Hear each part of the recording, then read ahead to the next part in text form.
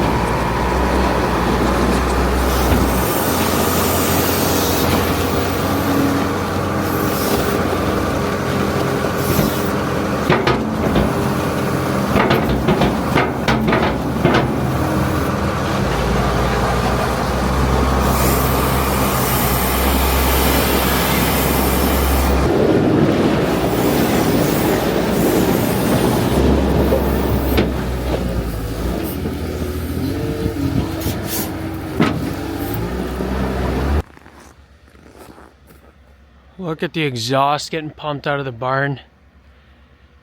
The front is so thick because those two diesel heaters are there, but even the back chimneys are Givner. It's pretty crazy. It's this cold outside and still 6 chimneys need to run in there just to keep it cool enough. Okay, we're gonna go put bedding in the corrals. Gonna pull the 2294 with the bale shredder out. We parked this thing in our lean-to, which was the first extension to our shop after this first bay was built. So this is bay number 1. This used to be where Brent did all the work, and then this lean-to was added, and then it was insulated, and then the back bay, which is now the machine shop, was added. But this is a suite. There's no separate heater in here, but that little door lets enough heat in here. It keeps these 3 tractors, could potentially keep 4 tractors nice and warm indoors. So dirt floor, but it's insulated, stays good and warm in here. And a little spot like this in the wintertime out here is a huge asset. Anyway, we're gonna pull this tractor out, let it warm up for 10 minutes, and then we'll put some bedding in the corrals.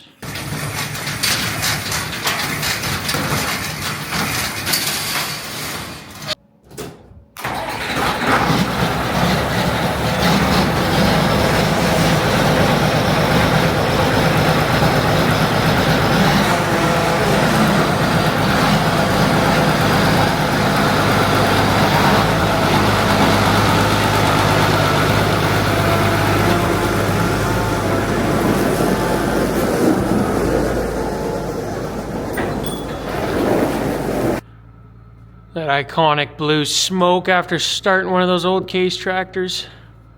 The best. We finished bedding up those corrals just before lunchtime, and it is now the afternoon. We're gonna go and chip away some ice at the water bowls. So what'll happen when it's this cold, animal goes in, drinks, and then pulls its mouth out, and it drips all around, and every time it drips it freezes, builds up, builds up, builds up, to the point where they literally can't reach the water. You can see this water bowl is completely buried in ice, so we are gonna chip away the ice around here and give them some access to the water bowl again. We do have a smaller hatchet that we drive around it with in the truck just to quickly chip away, but since we've been in this cold spell for like 2 weeks, we grabbed the full-size axe and we are gonna put in some work. I think it's this water bowl, the one at the other end here, which is between this corral and the steer pen, and then maybe the water bowl between pen 3 and 4. The other 2 further up there are looking fine. So that's a total of 5 water bowls in our corrals. And we need to chip ice.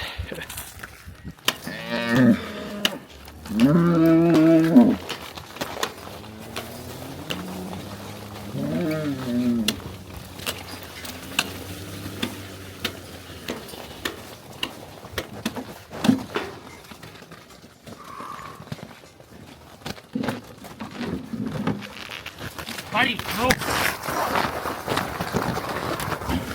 Come on, man. That was our buddy, the bull. Let's just knock the camera over. That really loud one from the Angry Bull video. The one thing you do got to be careful with when you're hammering away at these water bowls with an axe, you don't want to smash this inside liner that holds the water too hard with the axe, because you will bugger it up and put a nice big hole in there. So always got to be careful about that. We'll head over to the next water bowl.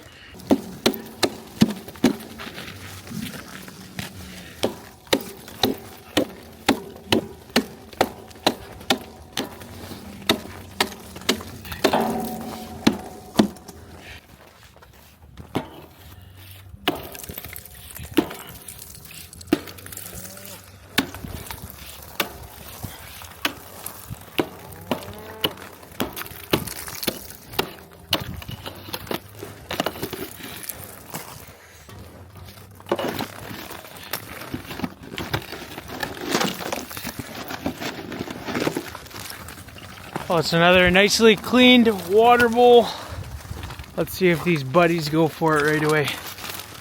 Then we'll know if they were thirsty or not.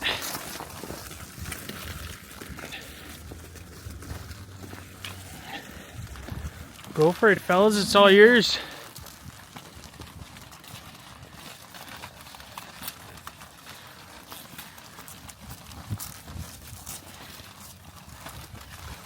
There's a couple from the heifer side there sneaking in there right away.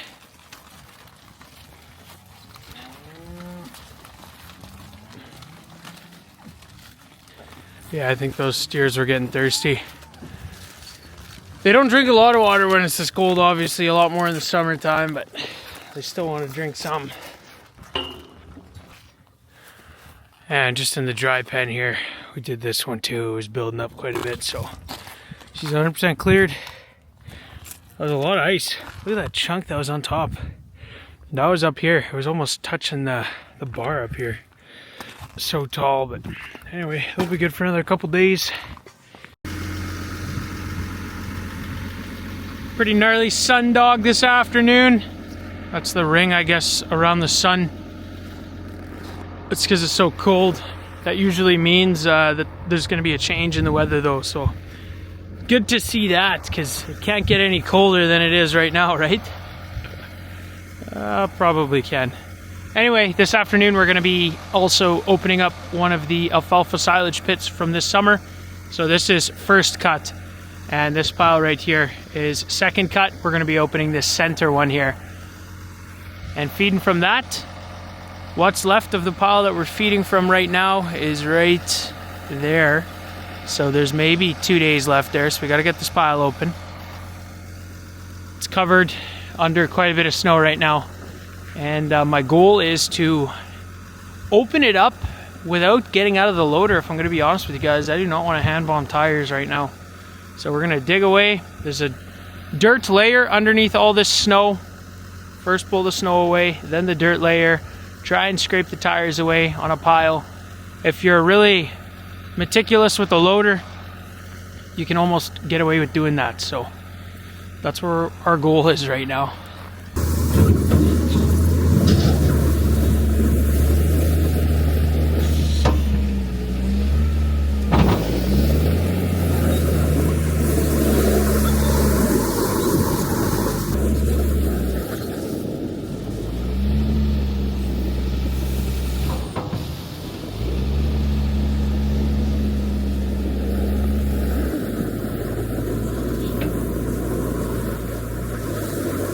Well, we found the pile under the snow here.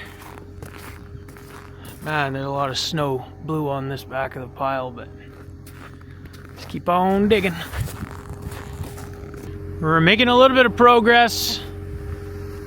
That dirt is so frozen, but we're gonna cut that little bit of plastic off the top to try and get a nice straight line from end to end, and then scrape everything together. We're just leaving the plastic in the snow right now. It's such a mess. I'll just make a pile there with the plastic and the dirt and the snow, and then it'll melt and we'll clean it up in the spring. It's kinda realistically the only way we can do it right now, unless you want to go sifting through all the snow and the frozen dirt for the plastic and the tires right now. We did keep the tires separate though. Those are in a pile with snow and tires, and then we're gonna have plastic, dirt, and snow. That's the plan anyway.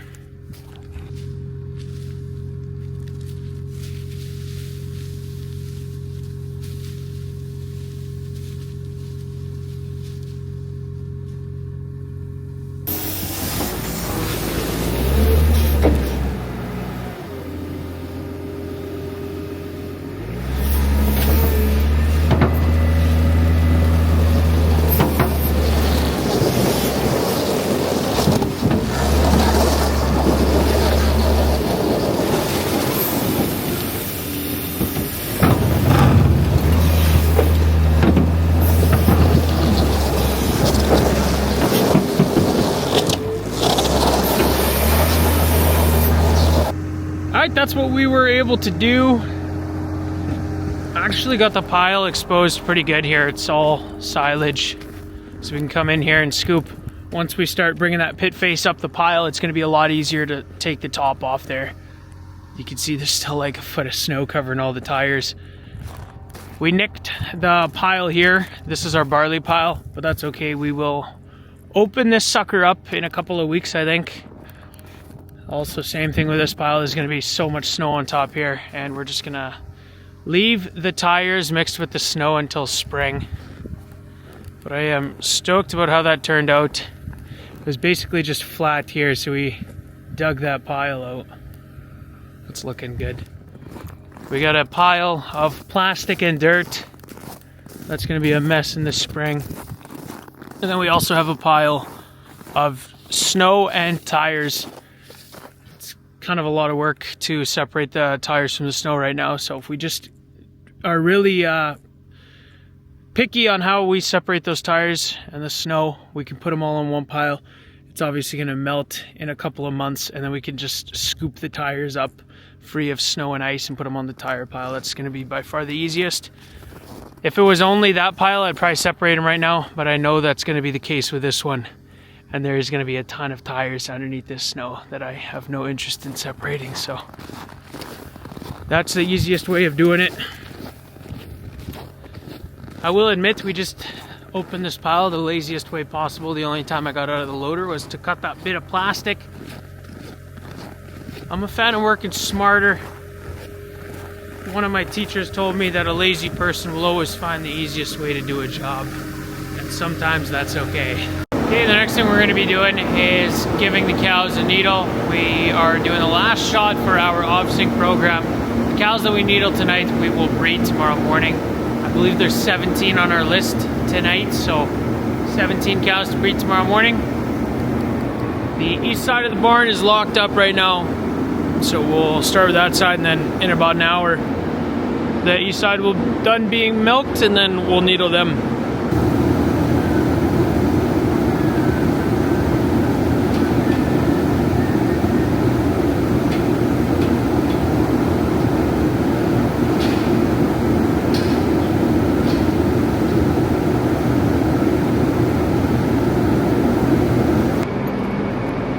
All but one cow was locked up, and that one that was still loose was laying in a bed.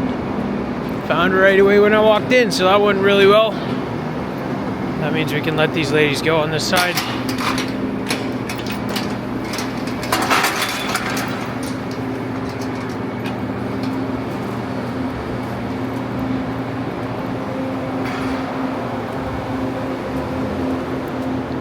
You can see throughout our barn there's a bunch of puddles. And that's because the exhaust chimneys are right above it. I guess the cold air contact there forms condensation and then it drips down. Really sucks to have those puddles in the freestall barn like this, but not a whole lot you can do about it.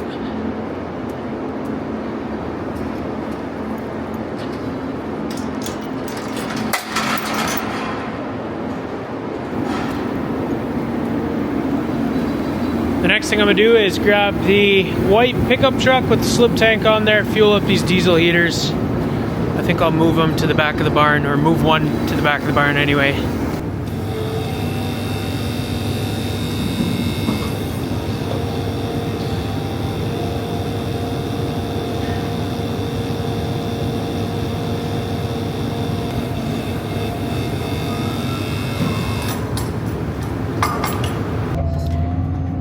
We're now putting bedding in our pack barn. Boy, oh boy, is it foggy in there. You cannot see nothing. Dad's at the door. He'll open it right up as soon as I'm at the door outside. Try and keep those doors open for as little time as possible.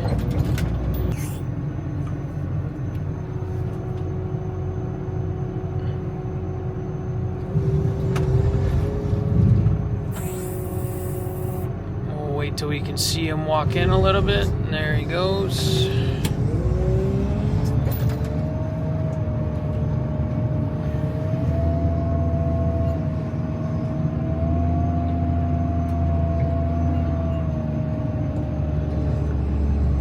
You definitely have to know the layout of the barn to drive in it right now.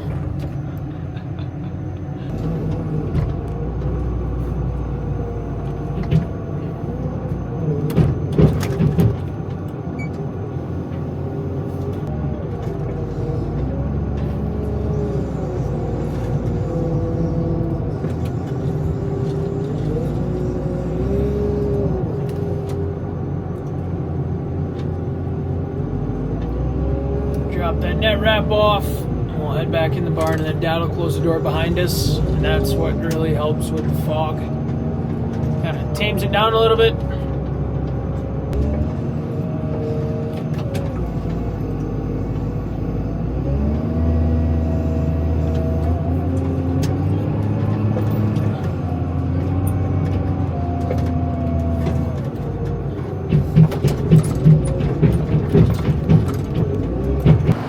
Alright, so we just finished needling the west side of the barn, so the needling for the evening is done. And I just pushed up the feed here, again with the Bobcat. Our Lately Juno's been having some weird issues lately, so when it warms up and the barn's not foggy and things are a little less stressful, I'll go dig into what the heck is wrong with that thing. But for now, we'll just leave our Bobcat parked in the feed alley so that when me or Dad comes for night check, we can hop in here quick and push up the feed. I also brought one of the diesel heaters to the back of the barn. So we got one cooking back here and one at the front. We do turn them off after the night check. We just sleep better if we turn them off and they're not running overnight, so. Anyway guys, that is another day in a cold Saskatchewan winter in the bag. Thank you guys so much for watching today's video. I hope you enjoyed it, and if you did, be sure to hit those like and subscribe buttons down below. It really helps out the YouTube channel, and I hope to see you guys in the next video. Thanks for watching.